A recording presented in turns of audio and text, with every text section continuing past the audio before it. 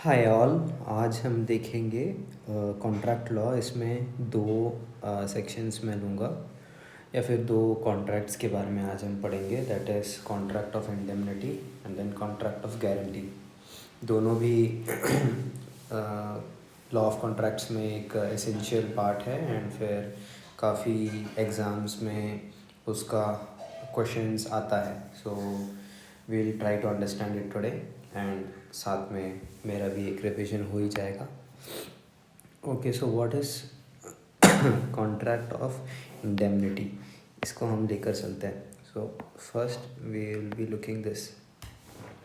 So in the section 124 of the Indian Contract Act, a contract of indemnity is a contract by which one party promises to save other from loss caused to him by the conduct of the promiser himself or by the conduct of any other person. तो law of contract of indemnity में basically ये है कि in section 124 okay, ये बता रहा है कि a person promises to save other. So हम ये देखते हैं कि यहाँ पर वन पार्टी आ रहा है, promises to save other from loss caused to him. तो ये दूसरे पार्टी को कब सेव करेगा? From loss caused to him. okay, so when one party promises to save other from loss caused to him, अब यहाँ पे दो चीज़ रहेगा, by the conduct of the promiser himself or by the conduct of any other person. so किस चीज़ से वो बचाने जा रहा है? by the conduct of the promiser himself या फिर by the conduct of any person. Okay, so ये प्रॉपरली तीन स्टेजेस में आ गए हैं। One party promises to save other from loss caused to him by the conduct of the promiser himself, yeah, by the conduct of any person, any other person.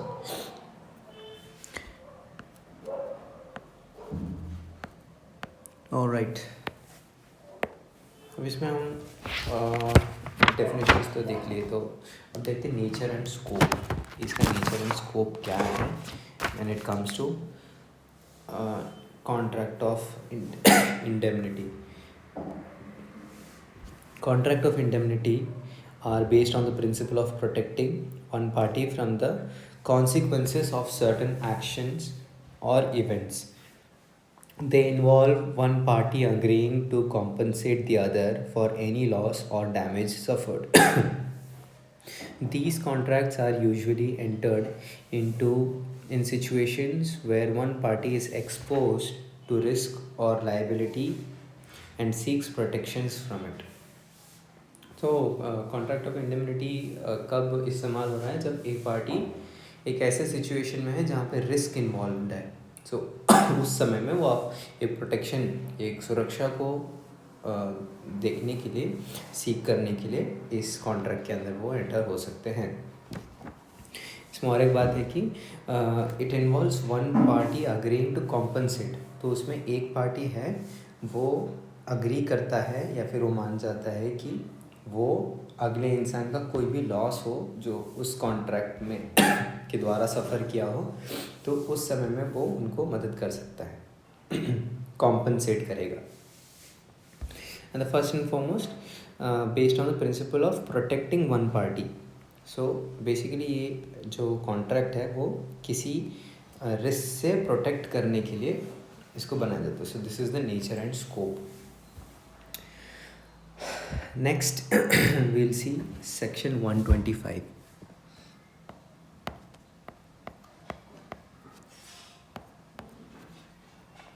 वैसे ये सारी चीज़ Indian contract act के अंदर में ही आ रहे हैं. Okay.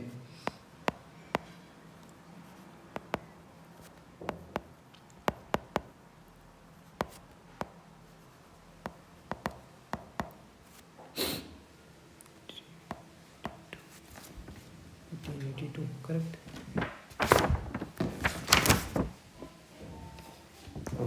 Sorry 1872.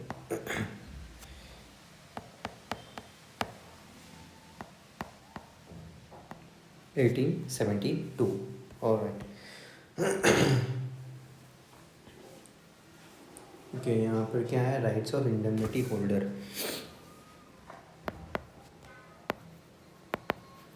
Rights of indemnity holder. Indemnity holder का मतलब यही है कि जिसको वो प्रोटेक्शन मिल रहा है. मतलब फॉर एग्ज़ाम्पल मैं एक बोल सकते हैं कि मैं और मेरा एक फ्रेंड, हम दोनों सोचते हैं कि हमको एक बिज़नेस स्टार्ट करना है. ठीक है. तो मैं मेरे दोस्त को बोल रहा हूँ कि मैं तेरे आइडिया से कन्विंस नहीं हुआ हूँ, तो मुझे नहीं लगता कि मुझे इसमें पैसा डालना चाहिए. और वो पैसा भी बड़ा एक अमाउंट है. बोलिए एक 1 लाख रुपीज़ का वो अमाउंट है जो कि मैं डालना चाहता हूँ, बट मुझे उसमें रिस्क लग रहा है करके मैं बैक ऑफ हो रहा हूँ. उस समय मेरा फ्रेंड बोलता है कि चलो हम एक कॉन्ट्रैक्ट बनाते हैं.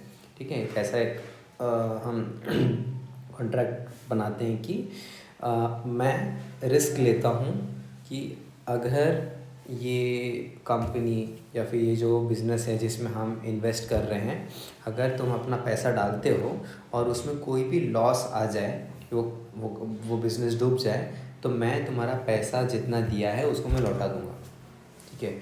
सो इसमें क्या हो रहा है? मैं कौन हो जाता हूँ? The indemnity holder. मेरे पास में वो एक प्रोटेक्शन आ गया कि मैं अगर पैसा डाल भी दूँ तो भी मेरे पास में एक फाइनेंशियली मैं प्रोटेक्ट हो रहा हूँ, क्योंकि वो मेरा जो दोस्त है वो बोल रहा है कि अगर वो पैसा डूब जाए या मैं उस रिस्क में गिर जाऊँ, वो लॉस को मैं अगर सफ़र करता हूँ, तो इमीडिएटली मुझे वो कॉम्पनसेट कर देगा. That is what indemnity holder is. So फिर इसका मतलब इंडेमनीफायर कौन है? जो वो ट्रस्ट दिला रहा है, जो जो उस चीज़ को प्रॉमिस कर रहा है कि मैं तुमको कॉम्पनसेट करा दूंगा, वो हो गया पर्सन द इंडेमनीफायर. ठीक है. सो अभी हम सेक्शन 125 में देखते हैं. यहाँ पर 3 चीज़ों का मेंशन दिया हुआ है in the act and particularly in the section, जिसको हम खाली उस पॉइंट्स को देख लेते हैं. Number 1, recovery from damages.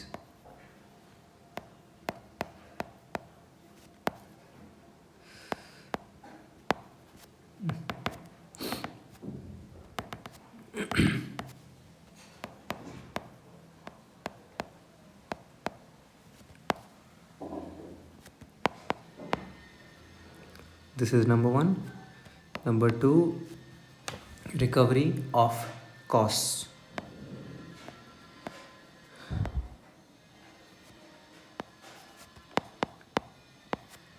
And then number 3, recovery of settlement accounts.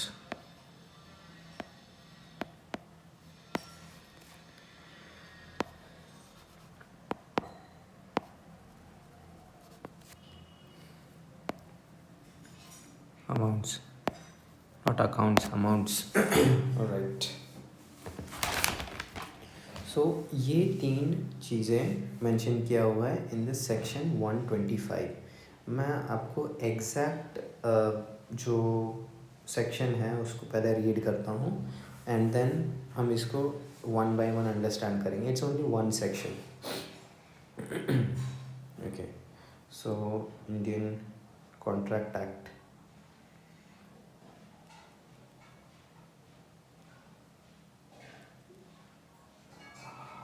Section number 125.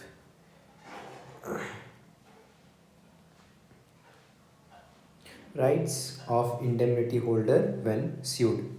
Okay, तो अगर इंडेमनिटी होल्डर जैसे कि मुझे मेरे फ्रेंड ने स्यू कर दिया है, मेरे ऊपर मेरे अगेंस्ट में स्यू कर दिया है, तो उस टाइम में ये 3 टाइप के मेरे पास में राइट्स है जो कि मैं परफॉर्म कर सकता हूँ। और नंबर 1 इसमें क्या है, the promise in a contract of indemnity acting within the scope of his authority is entitled to recover from the promisor. Promiser की तरफ से, जैसे मेरा फ्रेंड की तरफ से मैं ये सारी चीज़ें रिकवर कर सकता हूँ। 3 पॉइंट्स दिया हुआ है। Number 1, all damages which he may compelled to pay in any suit in respect of any matter to which the promise to indemnify applies. This is number 1. So recovery from damage हम हमारे indemnifier से ले सकते हैं। Number 2, all costs which he may be compelled to pay in any such suit if in bringing or defending it he did not contravene the orders of the promisor and acted as it would have been prudent for him to act in the absence of any contract of indemnity, or if the promisor authorized him to bring or defend the suit. So here हम क्या देख सकते हैं, all the cost. So cost को भी हम recover कर सकते हैं, that's the right.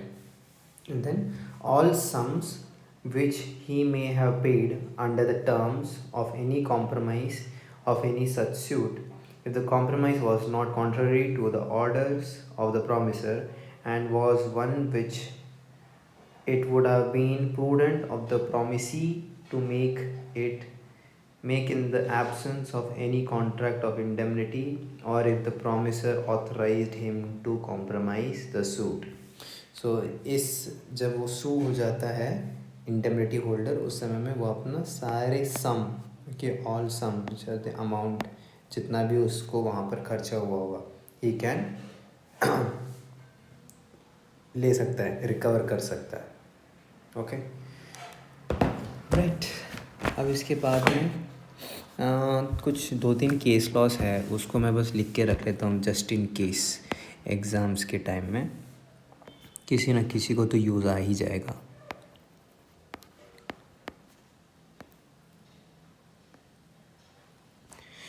First is Dugdale versus lowering.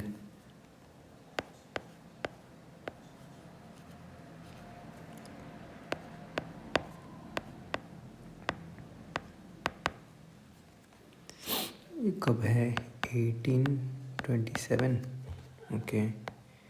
Number 2, State Bank of India versus Mula Sahakari Sakhar Karkhana limited.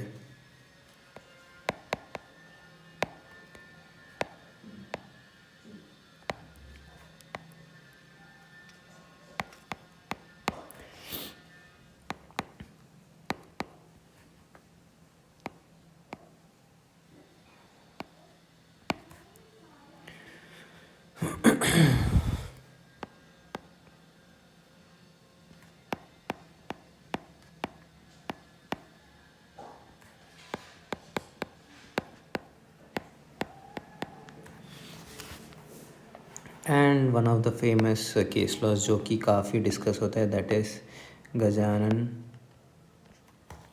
Moreshwar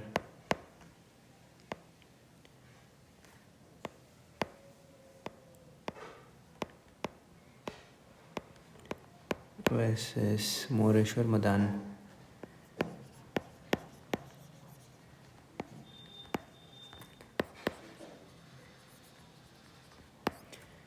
(1942). All right. These are the 3 case laws relevant to contract of indemnity.